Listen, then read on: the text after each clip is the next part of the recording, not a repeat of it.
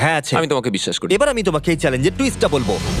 Basically আমি তোমাকে যখন $10,000 ক্যাশ দেব, তখন তোমাকে $10,000 মূল্যের জিনিস আমাকে দিতে হবে। তাই তোমাকেই ভেবে রাখতে হবে যে কোন জিনিসগুলো রাখলে তুমি এখানে আরো বেশি দিন টিকে থাকতে পারবে।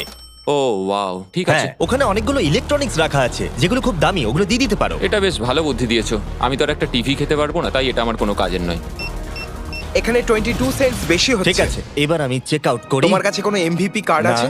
তোমার কি চাই? না। সাইন আপ না। করবে? এই নাও তোমার ক্যাশ। ক্রিস, এগুলো নিয়ে যাও। Beep beep.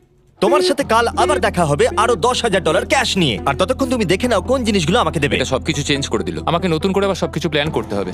আশপাশের জিনিসগুলো একটু দেখে নিয়ে বুঝে নিই যে আমার কোনগুলোর আর কোনো দরকার নেই। পেট ফুড, পেট আইটেমস, জিমি আমাকে এগুলো খাওয়ার জন্য কোনো টাকা দেবে না, আমি নিশ্চিত। আমি এখানে $10,000 ডগ ফুড রেখে দিয়েছি। আমার একটু বিশ্রাম নেওয়া দরকার, সকাল সকাল উঠে পড়তে হবে। কাল আমাকে আরো আইটেম বার করে রাখতে হবে।